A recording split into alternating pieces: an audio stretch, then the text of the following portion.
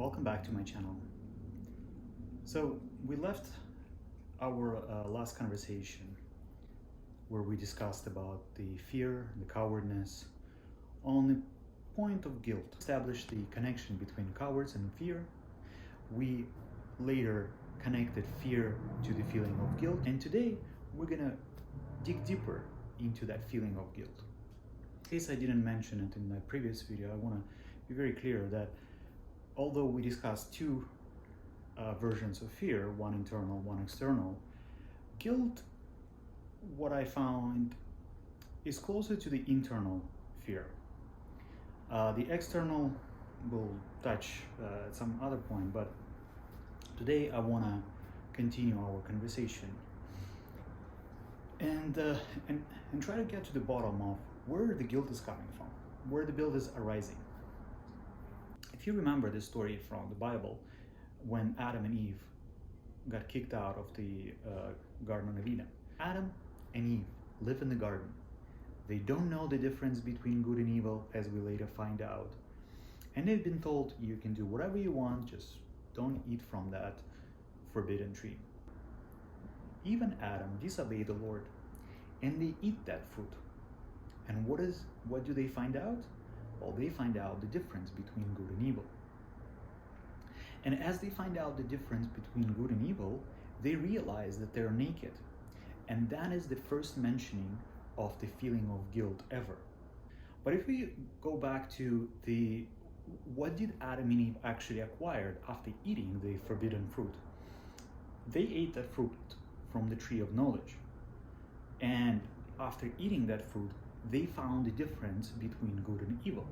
Before that, they didn't know that. And as they understood, or as they acquired the knowledge of good and bad, or the knowledge of evil, good and evil, that's when they acquired the feeling of guilt right away. They've noticed that they're naked. And when God came back to the garden, he asked Adam, Eve, where the hell are you hiding?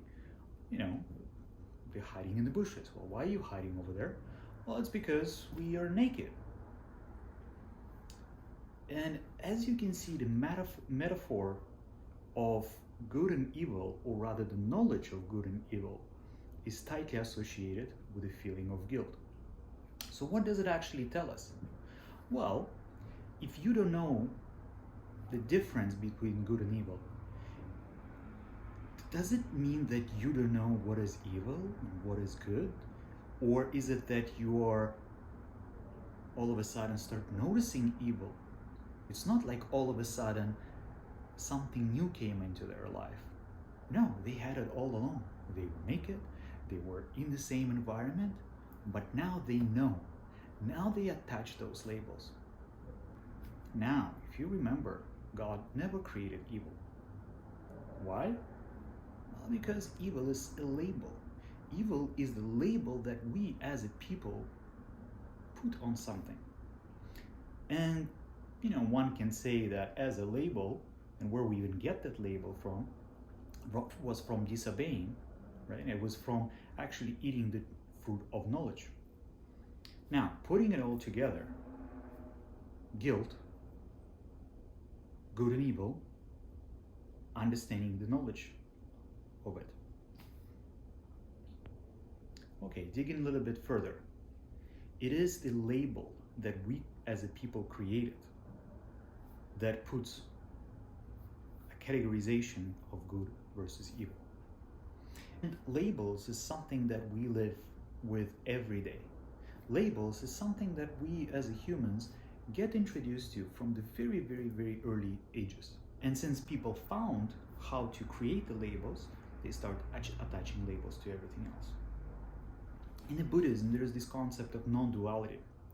And it's quite interesting as well that the duality gets introduced by humans. The duality gets introduced by people. Now, why is it that we create this duality? And what is the purpose of that duality in our life?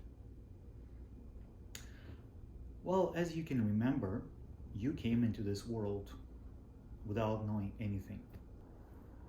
When little babies start crawling around and start exploring the world, they explore it by touch, they explore it by taste, they explore it by colors, shapes, and sounds. But it's only when they start understanding the different patterns of sounds they get introduced to the concept of labels.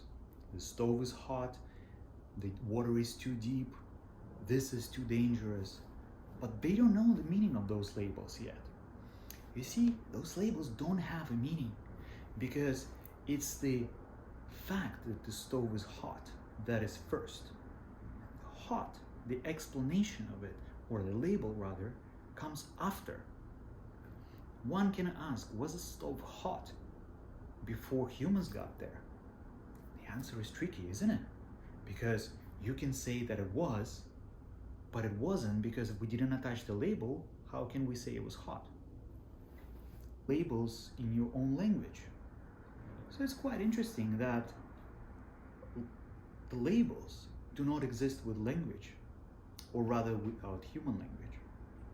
Now, if we look at the animals, they communicate with their external emotions, with their reactions, and their reactions are either positive or negative. At least that's how we labeled. So the positive reaction could be the act of admiration, the act of appreciation, and the negative reaction is the act of fight or flight. But again, don't forget that that's the labels that humans put. And as we get to learn, we actually don't learn it from the environment. At least in the terms of the environment separate from human beings. We learn it from human beings. If you live in the jungle, like the Jungle Book characters, you wouldn't know difference between good and evil. And therefore, you'll be running naked, you will have no guilt whatsoever, and you will live like an animal. But it's only something that we can dream of. In reality, there's no proof for, no proof against. So as the humans put the labels, and as the humans pass down those labels towards generations, what is the reason for those labels?